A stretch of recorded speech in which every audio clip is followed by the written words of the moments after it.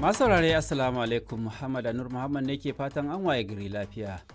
A cikin wannan shiri namu na safiyar Litinin za ku ji cewa shugaba Trump na Amurka ya ce a yau Litinin za a fara wata sabon tattaunawa da Iran kan sake buɗe mashigar Hormuz da kawo ƙarshen burin Iran ɗin na nukiliya.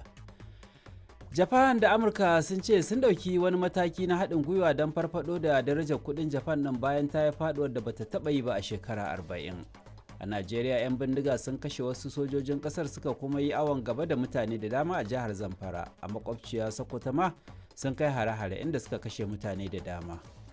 Sun dinga harbi na mai kan uwa da wabi, suka shiga suka kwashi dabbobi da mashushuka sababbi na matasa da suke kabu-kabu. Sannan suka je suka iske wani gida guda suka shiga ɗaki suka kunna ma mutane wuta, mutum 11 suka mutu a cikin ɗakin nan. A jamhuriyar Nijar yau 3 ga watan Agusta kasar ke bikin cika shekara 66 da samun 'yancin kai daga tura mulkin mallaka na Faransa. Magana 'yancin kai magana ce ta takarda, magana ce ta rubutu, in dai talaka ne ma'auni. 'Yanci mun same shi ne ta bakin magana, amma ba abin da ke unhwana ma Nijar.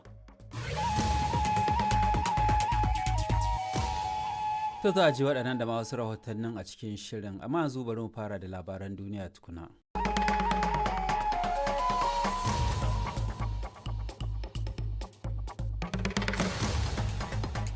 Masu saurare Assalamu alaikum, barkamu da saduwa wannan shiri na hantsi na ranar Litinin, wanda a cikinsa za a ji cewa shugaba Trump na Amurka ya ce a yau Litinin din za a fara wata sabuwar tattaunawa da Iran kan sake buɗe mashigar Hormuz da kawo ƙarshen burin Iran na nukiliya.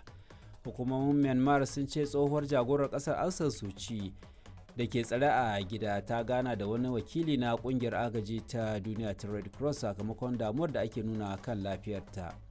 A Najeriya mamakon ruwan sama tare da iska sun haifar da ambaliya da ta lalata gidaje da raba dubban mutane da muhallinsu a wasu yankunan jihar Yobe. Garuruwan da muka samu matsala da farko akwai garin Bada Local Government wanda muke da kimanin mutane wanda iftila'in wannan iska da ya taso ya shafa kamar kimanin mutum 238. A Karasuwa Local Government mun samu gida 600. Bayan zaman aro da zaɓin sayensa a yanzu, Barcelona ta yanke shawarar Rashford ya koma ƙungiyarsa ta asali Manchester United. Koya magoya baya suka ji? Allah raka taki gona daman can ma zan washe ma ban ji daɗin ta ba saboda gaskiya Rashford dan wasa ne wanda sai ya sa magoya sun tashi za su yi ihu amma kuma da ƙarshe su koma su zamana. To za a ji wannan labarin wasanni da kuma wasu rahotannin da muke tafa da su a shirin hadda labaran kasuwanci tattalin arziki, amma yanzu bari mu fara da labaran duniya tukuna. Ana tare ne da Muhammad Anur Muhammad daga sashen Hausa na BBC.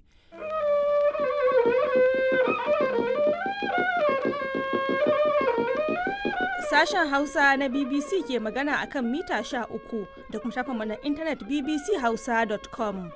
Masu sauraro Aisha Jafar ke muku sallama a cikin shirinmu na karfe 3 daidai a agogon Nijar da kuma Nijar, wato biyu daidai kenan agogon GMT da Ghana.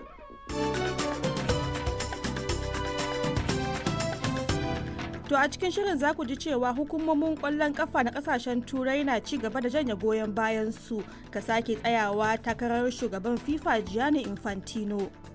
Iran ta musanta bayanin shugaba Trump na cewa Amurka da Iran na teburin tattaunawa daga yau.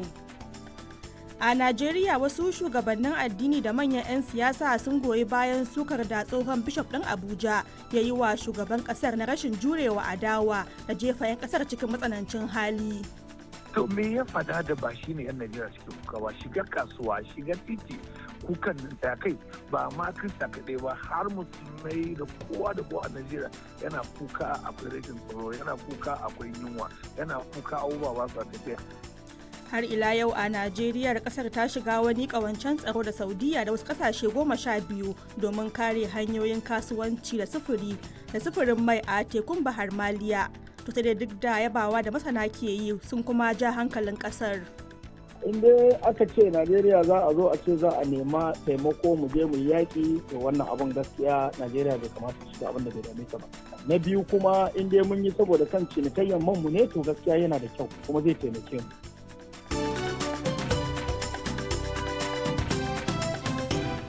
To akwai kuma ƙarin wasu rahotanni amma sai bayan Muktari Adamu Bawa ya karanto mana labaran duniya.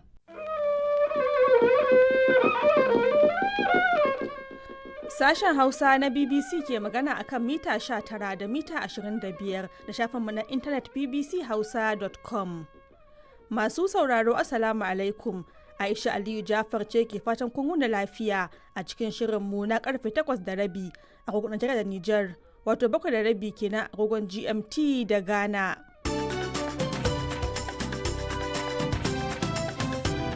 A cikin shirin za ku ji cewa Rasha ta ce wani harin jirgi maras matuki na Ukraine ya yi ajalin mutum 7 da jikkata kusan 40 a wani wurin shakatawa na bakin teku. Shugaba Trump ya zargi jagororin Iran da yin ƙarya bayan gwamnatin Tehran ta yi watsi da ikirarinsa na cewa an kusa soma tattaunawa tsakanin bangarorin biyu.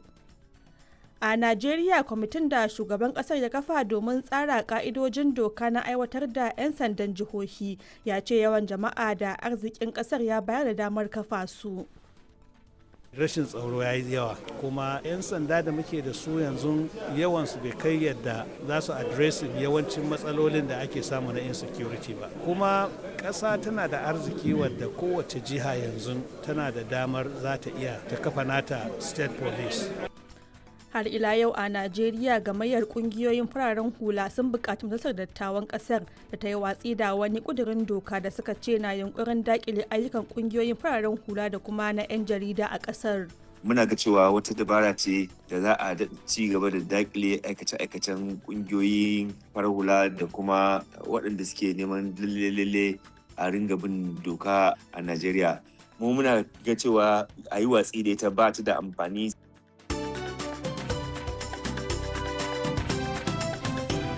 To akwai duk waɗannan da ma ƙarin wasu rahotanni a cikin shirin, amma farko sai mun sha labaran duniya tare da Muhtari Adamu Bawa.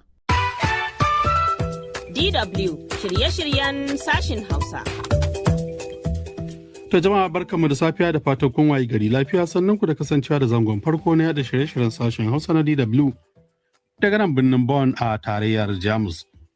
To a cikin shirin za ku ji cewa Amurka ta ce fatocin miyagun ƙwayoyi da safarar bil'adama na ƙara janyo barazanar tsaro ga rundunar sojinta da ke Afirka da ma Najeriya. Ƙaddamar da zaman sabuwar majalisar dattawan jamhuriyar Benin ta buɗe wani sabon babi a fagen siyasar ƙasar, za ku ji dalili. Wata ziyarar faɗaɗa ilimi da ɗaliban jami'ar Chad suka kai jamhuriyar Nijar ta ƙara yauƙa dangantaka tsakanin ƙasashen biyu. Ita kuwa Iraki ta shiga tsaka mai wuya dalilin yakin Amurka da Isra'ila kan Iran. Saboda hararar da take fuskanta daga ko'ina. Wasu kenan daga cikin rahotannin da muke muku tanadi, amma zan fara da labaran duniya. Sunana Abdulkarim Muhammad Abdulkarim.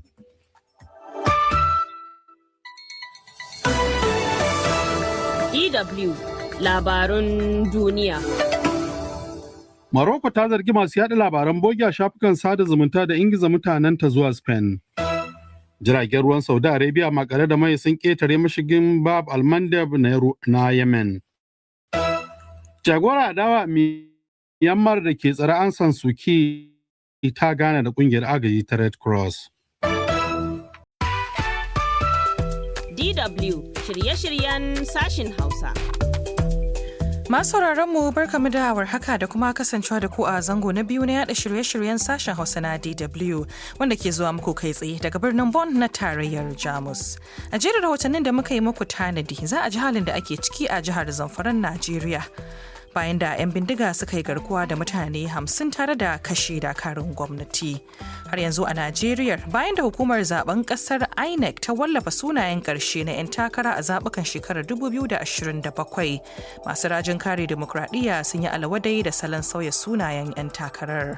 Can a gabashin Afirka kuwa har yanzu tana ƙasa tana dabo a gabashin, inda gwamnatin Kigali ta karyata yarjejeniyar Kinshasa da 'yan tawayen FDLR.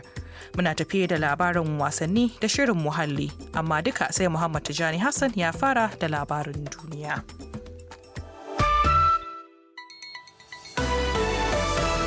DW labarun duniya.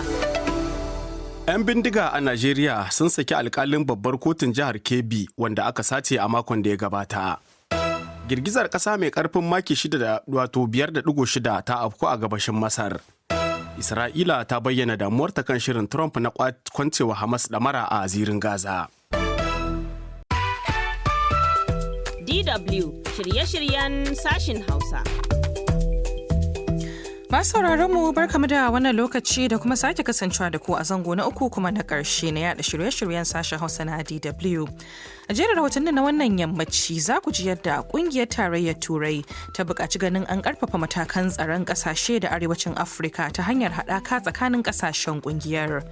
A Najeriya kuwa za a ji yadda wasu shugabannin addinin Kirista suka ja zare da fadar shugaban ƙasa kan sake tsayawa takara saboda matsalolin tsaro da tsadar rayuwa.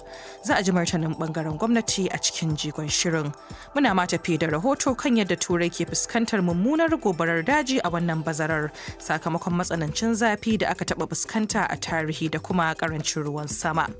Akwai ma wasu rahotannin bayan waɗannan, amma bara mu fara da sauraron halin da duniyar ta wuni tare da Muhammad Tijani Hassan. Sunana Khadija Ahmad Rufai.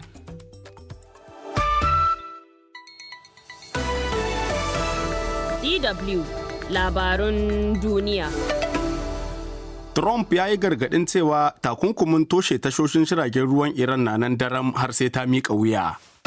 Gagarumar gobarar daji ta tashi a kudu maso yammacin Netherlands. Mayakan Al-Shabab sun yi ikirarin kwace iko da wani yanki mai matukar muhimmanci a Somalia.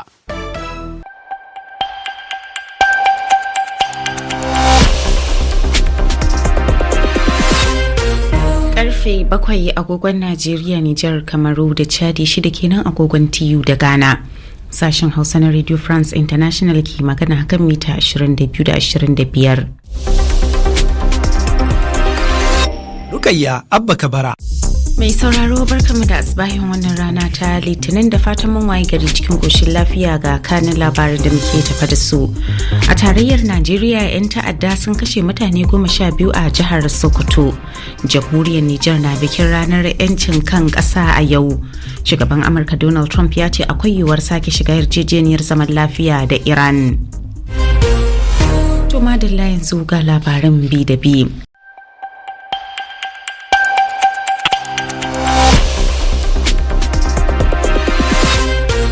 Karfe 8 agogon Najeriya, Nijar, Kamaru da Chadi, 7 kenan agogon TU da Ghana. Sashen Hausa na Radio France International ke magana kan mita 22 da. Rukayya Abba Kabara.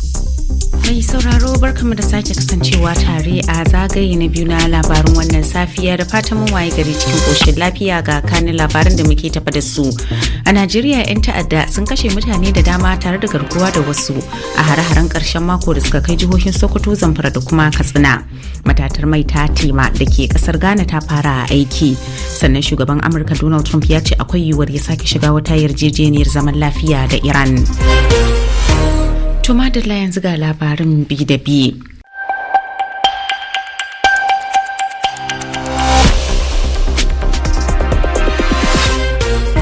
Biyar daidai agogon Najeriya, Nijar, kamar Chadi, 4 kenan agogon TU da Ghana. Sashen Hausa na Radio France International ake saurare kan mita 16.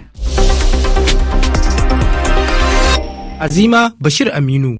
Masu sauraro barkanmu da wannan yammaci ga kanin labaran. Fadar shugaban Najeriya ta yi kakkausar suka ga jagoran majami'ar Katolika na kasar wanda ya buƙaci Tinubu ya haƙura da sake tsayawa takara kan gazawarsa a ɓangaren tsaro da ilimi. Harin sojin Sudan ya kashe fararen hula 35 a wani gari da ke ƙarƙashin ikon RSF a yammacin Darfur. Yakin Amurka da Iran ya ɗauki sabon salo bayan da Trump ya dakatar da hare-harensa kan Tehran bayan shiga tattaunawa a wani yanayi da Iran ke musanta faro wannan tattaunawa. Ta yanzu kuma ga cikakkun labaran. Shugaban Amurka Donald Trump ya ce ƙasarsa za ta soma wata sabuwar tattaunawa da Iran a ranar Litinin. Sannan za a ji cewa wasu da ake zargi 'yan bindiga ne sun kashe akalla mutum 12 tare da sace mata da yara a wani hari da suka kai cikin dare a wani ƙauye da ke jihar Sokoto. Kanin wasu daga cikin takaitattun labarai kenan na ranar Litinin 3 ga watan Agustan 2026 daga nan TRT Africa Hausa. Masu sauraro barkamu da warhaka, kuna tare da sashen Hausa na gidan rediyon kasar Sin. Sai a kasance da mu domin jin shirye-shiryenmu. Da farko za mu fara da labaru, sannan sauran shirye-shiryen masu farin jini su biyo baya. Yanzu sai a gyara zama a sha labaran tare da ni Fa'iza Muhammad Mustapha. Da farko ga kanansu. Ƙungiyar masana'antun auduga ta Sin ta kalubalanci matakin Amurka na yunkurin dakile kamfanonin Sin ta fakewa da zargin tilasta kwadago. Jimillar darajar tattalin arzikin teku na ƙasar Sin ta kai $1 triliyan 5.5 a rabin farko na bana.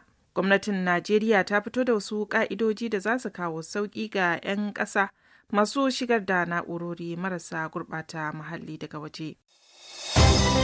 Kuna tare ne da tashar CRI